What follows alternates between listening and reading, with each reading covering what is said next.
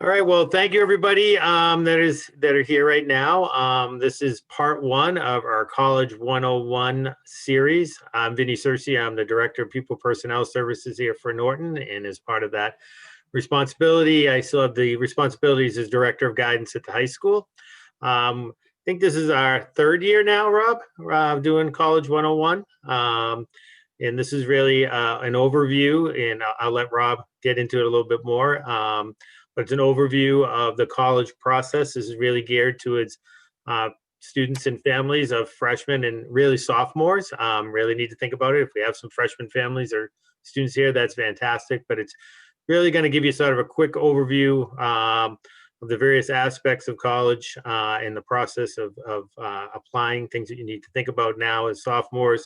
And then next year, you'll have a two-part series with myself and our guidance counselors.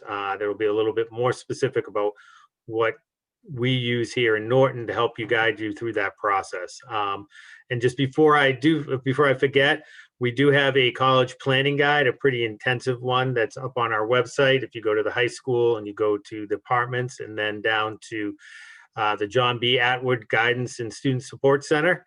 And then you have to click into college planning and you'll see the college planning guide. It's a pretty intensive online guide that gives you everything soup to nuts in terms of how to apply, search for, get financial aid, all of the above. So just had to make that plug before I forgot. But really with the person you're here to hear from tonight is Rob Geddes. He is let me see, I get it now, the Associate Director of Admissions for Bristol Community College. He just got a promotion, so congratulations on that. Thank you. He's going to be doing this. We decided this year because of Zoom that we're going to break it up into three parts. So there'll be the next three Wednesday nights. We'll be doing sort of mini sessions to let you absorb the different aspects of applying to and looking for colleges. So with that being said, I'm going to turn it over to you, Rob. Thank you again for coming out virtually this time and not at the auditorium, but I do appreciate you taking time out to help us out.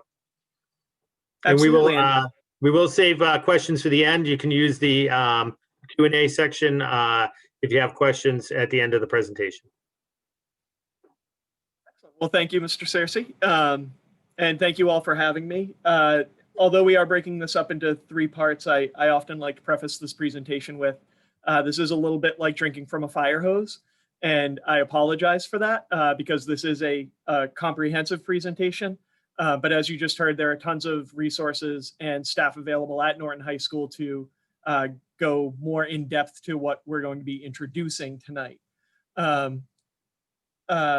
As you heard, I am the Associate Director of Admissions at Bristol Community College. For the past 8 years before I took that position, I was the admissions coordinator for Bristol's Attleboro campus. And we do have an exceptional relationship with Norton High School that you'll hear about in one of the other sessions. I've been in college administration for 20 years now, which is scary to admit. So I am bringing a lot of college experience to this, but I also have the unique experience of also having gone through this as a parent. I do have a daughter that is a sophomore in college now. So I've I have that unique perspective of both ends of this, so to speak. So this is a primarily PowerPoint presentation, so I'm going to pull that up now and get that started. And I will be, oops. You should see the presentation, correct? Yep. Awesome. All right. So what we like to do is start out very basic. What is college? College typically is defined as post-secondary education, anything you attend after high school. But a lot of folks don't realize that a college can be a smaller division within a larger university. And sometimes it's specific to liberal arts, and we'll talk about different types of colleges in a moment. But really, the goal of college is to unlock future opportunities, an investment in your future self, to create your own pathway and to help you become more independent. Whether that is learning your own lessons the hard ways or the easy ways, or identifying what your pathway may be, because it can certainly change as you go through college. Why is college important? The more you learn, the more you earn. So this identifies the different levels of education and average annual salary from 2011, based on some of the last census information, from 2012. So as you can see, the more education you have, the more likely you are to have a higher annual earning. Rob, can I interrupt? Yep. I'm not seeing your PowerPoint. I'm just seeing you. I don't know if other people are running into that. Do not know. Hold on one moment. Let me try.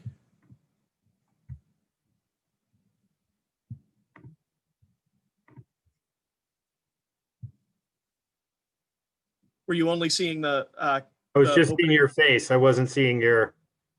There we go. Now I see it. I'm not sure if other people did that. I'm assuming something happened there. So now we can see your presentation. So can you see a bar graph right now? Yep, now we can. Okay, perfect. All right.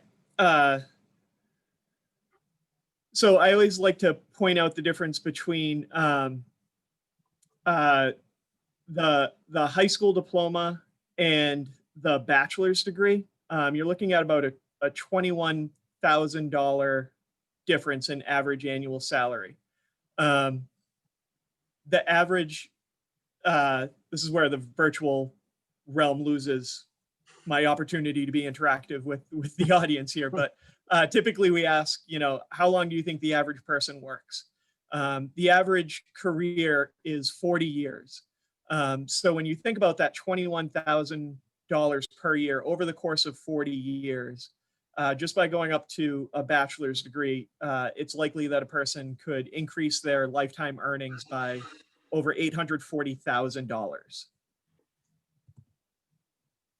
There are tons of different types of colleges and universities, but what you really need to pay attention to is accreditation. Just like Norton is accredited by NEASC, the Northeastern Association of Schools and Colleges, colleges and universities in the Northeast typically hold a regional accreditation from NECHI, which is the Northeast College Consortium of Higher Education. These are the folks that set standards colleges and universities have to meet in order to continue to award a variety of degrees. There is also national accreditation, which typically covers career-focused institutions like ITT Tech or Lincoln Tech, schools like that. But when you're thinking of the typical college or university, you want to make sure that they have that regional accreditation, because those are the credits that typically transfer from one institution to another if necessary. You hear a lot about public institutions versus private institutions, and people often wonder what the difference is. The difference is solely funding. Public institutions are funded by the state that the school is in. Private institutions are funded primarily based on their tuition and fees. So for example, Bristol Community College is a public institution. So our main contribution to our budget comes from the state budget. Same with the University of Massachusetts campuses, same with the state universities and some of the other state schools, whereas schools like Wheaton College are private. And so where the public institutions have that income from the state, they don't have to charge as much in tuition and fees. Private institutions like Wheaton or Stonehill or Dean College, these schools, their budget is driven by the tuition and fees, so they have to charge a higher rate. For-profit institutions are schools that are really businesses. I mentioned ITT Tech. ITT is actually a business that happens to award degrees. So they're more in it for profit. but they do still provide quality education based on the career a student is considering. Baccalaureate or bachelor's degree versus associate's degree, these are typically the duration of the degree. The associate's degree is what is typically considered a 2-year degree. A baccalaureate or bachelor's degree is typically the 4-year degree. And something I didn't mention before, that I talked about a college being a smaller part of a larger university. The difference there is the degrees that are offered. A university is typically offers the highest degree that can be earned, so PhDs and law degrees, things like that. Whereas colleges may only go up to a bachelor's or a master's degree. And you don't always have to, you can't always go by a name to determine whether or not it's a college or a university. And the example I always point to is Boston College. The name Boston College is the biggest lie in college administration in New England. They're not located in Boston. They're actually in Newton, in Chestnut Hill. And they're not a college. They're actually a university. They offer PhDs in a number of different subjects, and they have a pretty well-known law school as well. Liberal arts institutions have a wide variety of degrees in what a lot of folks consider general subjects. So degrees in history, sciences, arts, mathematics, things like that. And then there are some special focus institutions that are all male or all female, institutions that are focused on arts or STEM careers. Religiously affiliated institutions that do not necessarily require that you be of a certain religion, but religion is an underlying component to their education and their mission as an institution. So which school is right for you, and how do you decide where to apply? This is where I always give my first big tip to students. If you take anything away from this, from our interactions over the next 3 weeks, it's that I hope you come up with a list of the highest priorities for you. What do you most want to get out of your college education? And let that guide your college search. This is also where I typically give my big family tip, which is some of you may have already gone through or are currently going through or about to go through the driving lessons. And the college process is no different. You know, the student has the learner's permit, they're in the driver's seat, you're in the passenger seat. Sometimes you want to grab the wheel and steer, sometimes you wish you had a brake and you may reach for it. But they're the ones that are driving, you're there just kind of giving tips and feedback along the way. So going back to that tip for students, what should you consider when you're looking at different institutions? And this is a list of some of the more popular things that are considered.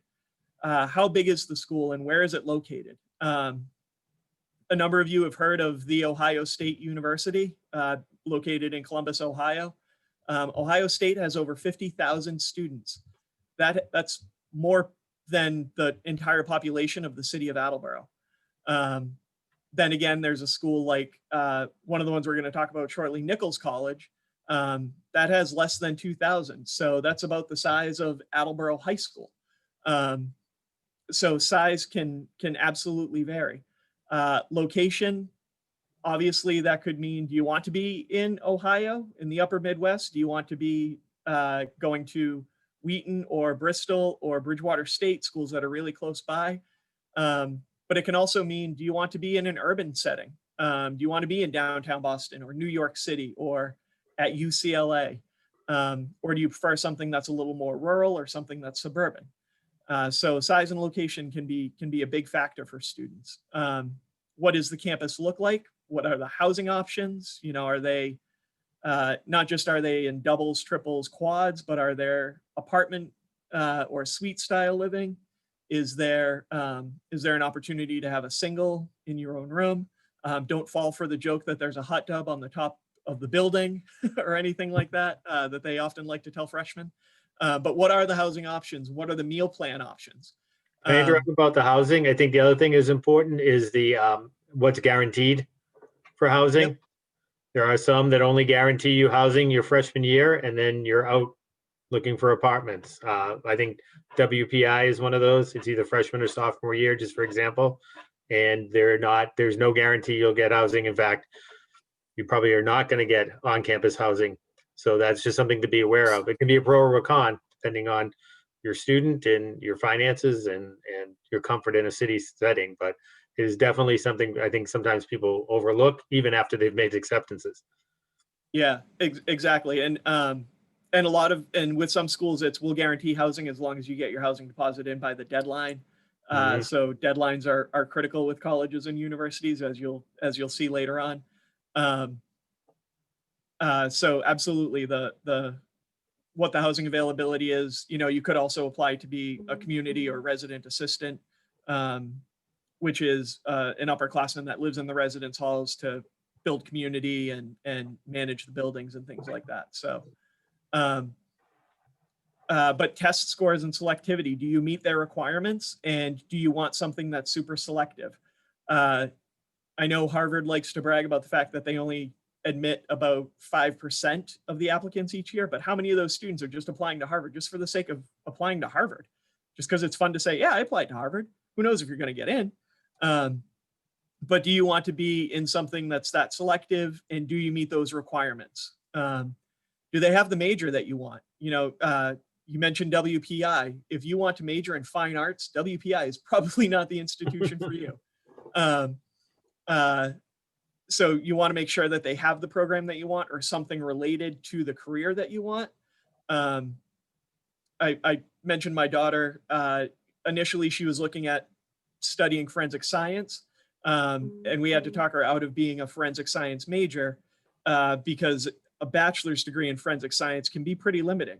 But a bachelor's degree in biology, which can then lead to forensic science, can open a lot of doors in between.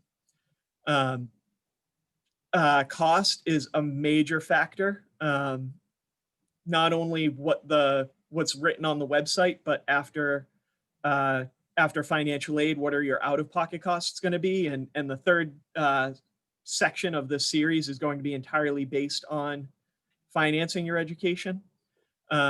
Sports and activities, if you're looking to participate in sports, do they have the sport that you want? Are you going to be able to play on that team? What's your relationship with the coach, or can you reach out to the coach? Or just activities in general? Does it have a culture that you want to be a part of? If you're interested in student government, how active is that? Or if you're interested in planning campus activities, how lively are those activities? And just in general, personal fit. For some students, it's a matter of setting foot on a campus, walking around and saying, yeah, I feel right here. Other times it takes a little time and a few trips, and then you kind of warm yourself up, but making sure that you're comfortable with where you are.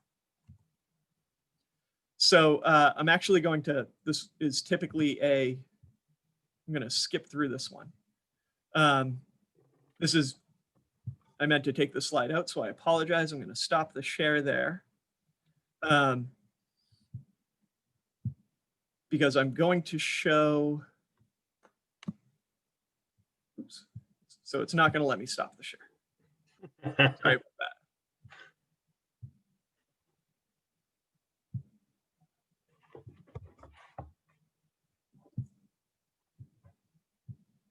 All right. I'm going to skip through these because we're going to talk about these institutions. Actually, let's see if this lets me share here. So talking about a few different institutions, I'm going to start with Bridgewater State University. Bridgewater is a mid-sized public institution, southeastern Massachusetts. You may actually recognize Ms. Jester, who was in that video that used to be at Norton High School. But Bridgewater is a liberal arts institution, public institution, most well known for their education programs. Most of you know Bridgewater, but but it's about 40 miles south of Boston, about 40 miles east of Providence. Suffolk University is a very different institution. Suffolk University is located around Beacon Hill in downtown Boston. Their residence halls, one overlooks the state capitol, another is right across the street from Boston Common. They focus more on, they're more well known for business, political science types of majors, and they have a law school. If you've ever seen the movie The Departed, Matt Damon's apartment in that movie was actually filmed from Suffolk University's law school. So to give you an idea of where that is in Boston. This is a private institution, and it's close to some of the other colleges and universities that are right around that downtown Boston area. Endicott College is located up on the North Shore in Beverly, Massachusetts. Endicott is most known for its nursing program. That was right on cue. I wish I had timed that perfectly. Also known for education and some of their athletics programs. When I talk about they're on the North Shore, this video actually starts typically with them, with the drone footage of some of the residence halls that are on one of the 3 beaches that the college owns on Beverly Harbor. Right there. So a lot of the residence halls are old mansions. The president's house is right nearby. So this is a beautiful campus. It's quite a drive from downtown Beverly, but it is often worth the drive. Emmanuel College is a Catholic institution located right in downtown Boston. And so the building that's in the foreground here is their main administration building, and the middle rounded part, that's their chapel. So that should be one indication of how central how central to their mission Catholicism is. If that doesn't do it for you, the president is a nun. So Emmanuel used to be an all-women's college. It went co-ed about 15 years, almost 20 years ago now. But Emmanuel is part of the Colleges of the Fenway. It's a consortium of 6 colleges with Simmons College, Wheelock, Mass College of Pharmacy, Wentworth Institute of Technology, and Simmons College. So these are all located in the Fenway area of Boston. Fenway Park is just to the left behind some of those big buildings over there. So the consortium pretty much says you could go to Emmanuel and be studying education, but you might also want to take an engineering class at Wentworth Institute of Technology, and you might be living in one of the residence halls for Mass College of Pharmacy. They're all within walking distance, and the credits are transferable easily between the institutions. Dean College is another private institution. It's in Franklin, Massachusetts. Dean is most well known for its athletic programs, but also its art programs, including dance and theater. They initially started offering bachelor's degrees before they were an associate's degree institution, once known as Dean Junior College, but started offering bachelor's degrees through a partnership with Suffolk University and now have their own bachelor's degree programs. And Franklin is a pretty suburban type of town. Lesley University, based in Cambridge, Massachusetts, most well known for education, therapy, psychology, counseling types of programs. But Lesley also is the home of the Art Institute of Boston. So they have extensive programs in everything from animation to fine arts, sculpting, things like that. And yes, I did say they are in Cambridge, Massachusetts. Cambridge is not just MIT and Harvard. Lesley is right on Mass Ave, and it's an interesting campus. And when I say it's on Mass Ave, they have residence halls and administrative buildings that are on Mass Ave. But a lot of their residence halls are old Victorian houses that are a block off Mass Ave that don't give a city feel whatsoever. If you want rural, I'm often surprised by how many people have actually heard of Dudley, Massachusetts. Dudley is just south of Worcester, right above the borders of Connecticut and Rhode Island. Nichols College in Dudley, to give you an idea of how rural it is, when you look at the directions on their website, it literally says, turn left at the fruit stand. So this isn't a super urban area. This is a smaller institution, like I said before, about 1,500 to 2,000 students. So a lot of these smaller schools are where students can get more personalized attention from faculty and staff, whereas some of the larger schools I'm talking about, you have to make yourself known much more than at the smaller institutions. And of course, Bristol, which I've talked about already, we're an associate's degree institution, most known for our transfer programs and our health science programs. And we have locations all over southeastern Massachusetts. So showing you these websites is, I have two objectives. First is to talk about the variety of institutions just in our area, but also I want to show you how easy it is to get information or learn about the admissions process. Right here at the top of Bridgewater's page, admissions, the cost and financial aid. Suffolk, admissions and aid. Endicott, admission, and I thought they had an aid. I think their financial aid information is connected with their admissions website. Emmanuel, admissions and aid. And student life. Some of these will also have student life to give you an idea of what is happening on campus, because they know that's a big selling point for a lot of students. Dean College, cost and aid, admissions. Lesley University, admissions and aid. Nichols, you can identify whether or not you're a student, a parent, or what population you're a part of so that you can get more information. And you'll also notice a little chat box showed up here. Some colleges and universities have this option, so you can start talking to a staff member right away and take action. If you've got all the information you want to go ahead and apply, right there. And then with Bristol, we have our Apply Now button right here, and we have our Get Started button here for admissions and financial aid information as well. So let me go back to. While you're doing that, I just wanted to make a couple of comments. I love that you were able in this format to sort of do that and show the different institutions we have around here. And I think, especially for our sophomore parents, although this is a very different year, as we all know, one of the things I often say is we're very lucky to have all these different types of institutions, even if you're not at this point, you're student, you're sort of like, I don't know, I'm not sure what I want. I don't know sure what I want to major in. You can still get the college process sort of up and going at a very kind of easy way by going and say, okay, we're going to take April vacation and we're going to visit 2 campuses in the Massachusetts, Rhode Island, New England area every day or every other day. And we're going to make sure we take a look at an urban campus. We're going to take a look at a suburban campus, religious campus, a large, a small. I mean, the only thing we really don't have is, a Penn State or a Michigan State in terms of that size.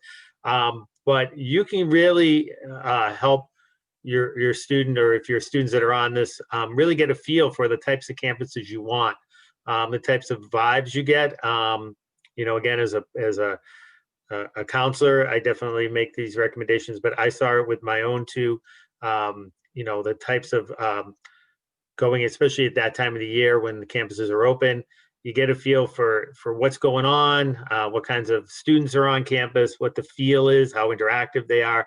You get a lot of that information. And again, it doesn't mean that you want to go to Providence or you want to go to Bryant or you want to go to Northeastern. It's just getting a feel for it. That then helps you have those discussions, right? What kind of campus did you like? Did you thought maybe you wanted to be in the city, but there's city campuses versus like BU that doesn't really have a campus. It's just part of the community. You really get a feel for that. So, I'm not sure what it's going to be like in April vacation. I don't think anybody does. Some campuses are open. You can drive through. Some are still doing tours. Others are not. But if you can do that and take part in that, especially your sophomore year, at the end, it really kind of makes junior and senior year seem less rushed. You're not trying to put it all into, okay, I'm going to do it my second half of my junior year, and then my senior year I'm going to apply. Take it more in a slow, easy way. Get a feel. Let them experience this, especially if it's kids who experience it for the first time. I can't tell you how helpful I think it is. Absolutely, and so I always talk about my daughter, when she first looked at schools that offered forensic science, those became her top 3 schools: Syracuse University, Arizona State, and University of Tampa. And when we started talking logistics with her, she was like, "Yeah, no, I get it. I'll be in Florida. I'll be in Arizona. It's flying. I get it." And then we were taking a road trip out to visit my wife's family in the Midwest. We stopped for lunch. We'd left early in the morning. We stopped for lunch. And I said, "So what do you think of the ride so far?" And oh my goodness, it's always so long. And I hate that we're not even there yet. And it's just, this is such a long ride. And I said, "Well, just so you know, we're about an hour south of Syracuse University right now." And it kind of hit her that, oh, so that's far. I said, "So is this how far?" And she said, "This is the furthest I want to go." So now we know we're looking at about a 6-hour, 250-mile radius. So nothing south of Philadelphia, nothing north of UMaine, Orono, nothing further west than Syracuse and Penn State. And, you know, as she started looking at schools and realizing some schools are just too big, she wound up at a smaller institution. So you start to, that's why, like I said, come up with that list and start to narrow things down. And even in the virtual setting, some of the ways that you can get more information about these schools, college fairs are still happening. I know Norton hosted a virtual fair earlier this year. Admissions counselors are still available. We are still responding to email. Some schools are still doing campus tours or virtual open houses. And some of our own events where we typically do a campus tour or an information session, we're still doing those virtually. And colleges and universities are finding different ways to do it. We have a general information session about our programs and our the programs we offer, the support programs that we have in place. But we also have events that are just virtual Q&As with financial aid. So we do have a lot of those available. Accepted Students Day events. So where open houses typically happen in the spring for juniors, in the fall for seniors, Accepted Students Day events are typically hosted in March or April of your senior year, and it's the college's last chance for it's our last pitch effort. You know, we know you've been admitted. We know that you're also considering this school, and this school, which we know all of that information. Like if you got accepted to Bridgewater State, you probably also applied to UMass Dartmouth, UMass Amherst, and Framingham State or Salem State, and maybe one of the community colleges. So, you know, how are we going to set ourselves apart from those institutions? And with some private institutions, a lot of times those Accepted Students Days come with an opportunity for you to meet with the financial aid office where you can say, you know what, you gave us a good aid package, but this institution gave us this aid package. So if we can find a way, there's a little bit, it sounds car salesman like, and I apologize for that, but it's true. I was on a panel once where a question came up, what are your tuition and fees? And the person at the most expensive institution on the stage with me that night said, you know, these are our tuition and fee rates, but you have to understand that that's like our sticker price. And every student gets this grant that brings it down to this. And then there are these scholarship opportunities, and then your federal financial aid. So there is some leeway there with financial aid offices at some of the more expensive institutions. You'll often hear about. Sorry, I was just going to interrupt for a second. Sorry. I think one of the things you have to think about too is that colleges in some ways need you as much as you need them, right? Absolutely. So this isn't a one-way street. I think sometimes people think like, oh, I'm applying to the college. You know, it's all about them accepting me. Well, it's a very competitive market right now, to be perfectly honest. And so again, yeah, you're going to have to meet certain criteria. But the reality is, you know, they're competing for you as much as you're competing with other people applying to their institutions. So, you know, there are things you can do to get yourself at the top of the list. You know, going to these events, making sure you sign up, getting on their websites, all of those things. But I think, Robbie, making a great point that there is discuss. There is not every institution, but a lot of institutions, there is room for discussion if they really think you're legitimately going to go to their college or university around financial aid.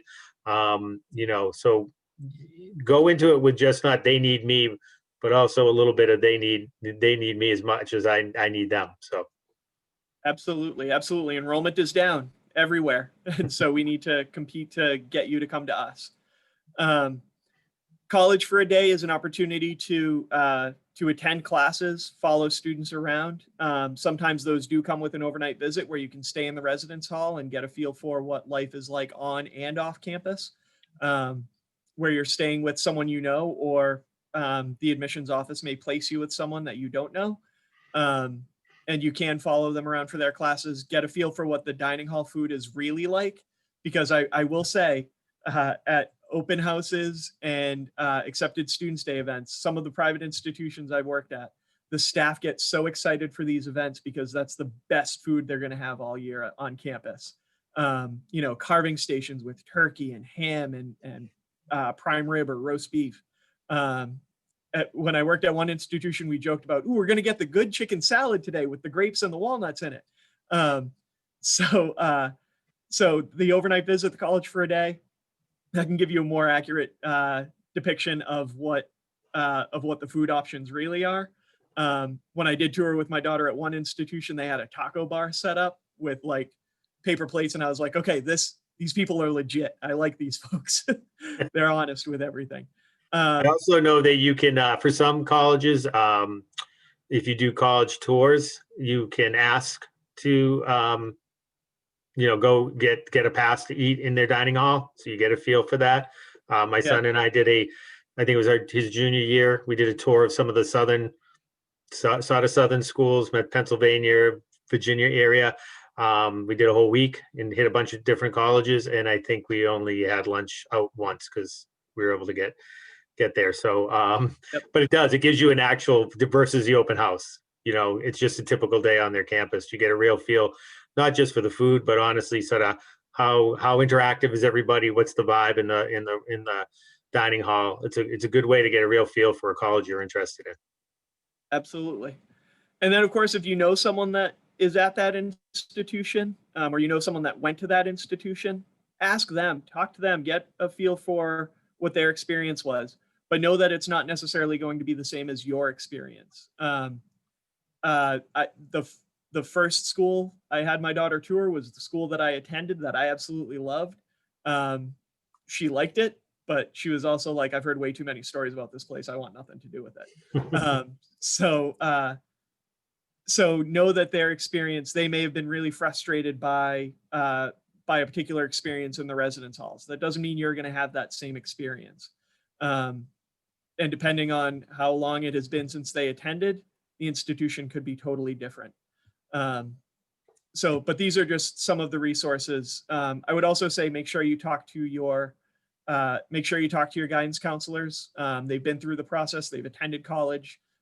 They know, and they have contacts at all of these schools, so they can connect you with someone if necessary. And I talked about college fairs. For you younger folks out there, hopefully we are able to get back to in-person college fairs soon. Don't be afraid to just walk around and grab information. We love talking to people. That's why we're in this field. But if you want to just come up, grab a brochure and walk away, that's fine. Colleges will have cards or tablets available for you to fill out what's called an inquiry card, so that you can get added to our mailing list. We can keep you posted on different events that we're hosting. If you're interested in basketball, we can connect you with the athletics department, and the coach may be interested in bringing you up to watch a game. Or if you are interested in culinary, Bristol does an annual cake show. That's something we might invite you to. So kind of just to get a feel for what different events are happening. A good tip related to those cards, if you know you're planning to attend a college fair, whether it's at Norton High School or one of the regional huge college fairs that happen, if you have a chance, print out some mailing labels before you go. Basic information: your name, your mailing address, your email address, your date of birth, and the program that you're considering. If there's other stuff you want information about, like athletics or like student activities, then list that on there. That way, when you get to the fair, you can just walk up, stick one of those labels right onto a card, and you're done. Saves you time, and we'll still give you the pen. So it'll save you time from taking the pen and writing and filling out each card. One other suggestion, especially for those folks here that is just starting this, create a separate, I would say separate college private email. Yeah. Because you're going to be getting tons and tons of emails. And some of the really important ones, especially as you get further in the process, you may miss because they get lost in student emails, or if they're family emails, they definitely could get lost. This is sort of a one-stop stopping kind of, this is the only thing that comes here is college information. You can then later on break it down into, folders for each of the colleges you're really interested in, and really track it that way. So I can't stress enough how important it is to kind of create that now as sophomores as you start this process. It's just going to make your life that much easier. Yeah, Rob's college search at yahoo.com or something like that. Yep. Yeah. Make sure it's how do I say it's appropriate? Not just, but it doesn't sound too silly that it's something like that. Something professional. Yes, that's the way. So, all right. So this is the end of the first part, right? Yep. So you saw the preview there. Section 2 will be talking about the actual application process. And so we'll be talking about the different types of tests you need to take or not need to take, the essay, what do all of those mean, references, things like that. And you had mentioned something. I had another thought and I totally forgot it. So sorry. No worries. We got two more sessions to do that. So absolutely. Hopefully we'll come to you. Right now we have one question, which I think is actually directed to me, but let's see if other folks have questions. You can put it in the Q&A. I have the question, are we going to have PSAT and SAT this year, and what are the requirements for the National Merit Scholarship? So let's start with SAT. There are SATs occurring. We don't run SATs. We've never done that at Norton. We don't kind of have a big enough pool to do that. The reality is kids are signing up right now as juniors and seniors, well, mostly juniors at this point. They some of them are running, some of them have gotten canceled. What I'm encouraging people to do is to sign up and register, and then keep a real close eye on where you registered. The College Board or the institution itself will send you notification if it's getting canceled. I mean, the last few have been running, so people are attending them.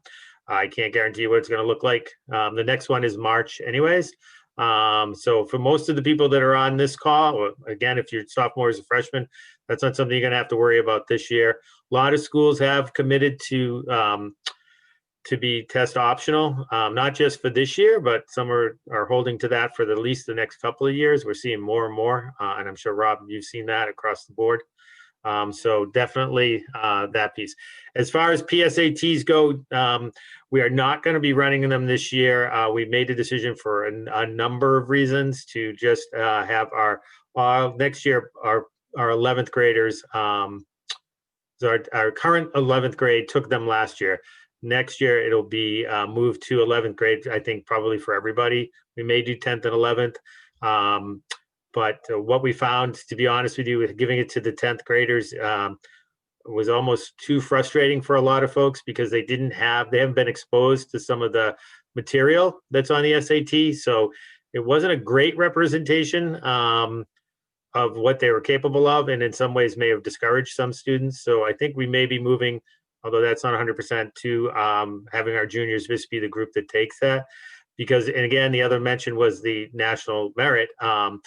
If we have students that have the potential to get them a national merit, they had to take it again as sophomores. So they were taking it anyways. So again, we may be moving to juniors from this point forward, but this particular group of 10th graders, yes, we'll be doing it next year.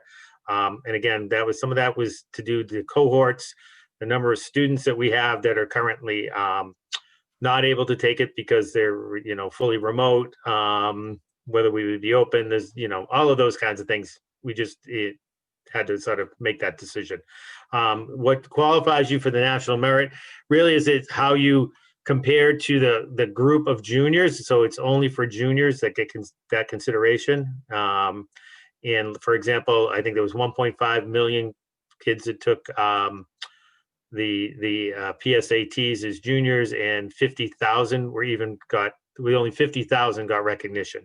So it's a pretty and then it gets smaller and smaller as you go along to who actually gets the National Merit Scholarship itself. So I think we've had 2 in Norton over the last 10 years, believe it or not. So that's kind of cool.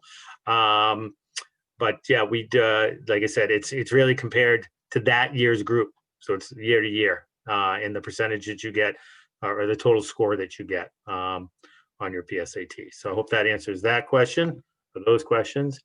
Where do you go to sign up? If you were going to take SATs, you go to the College Board, collegeboard.org, I believe, and you'll be able to sign up right there.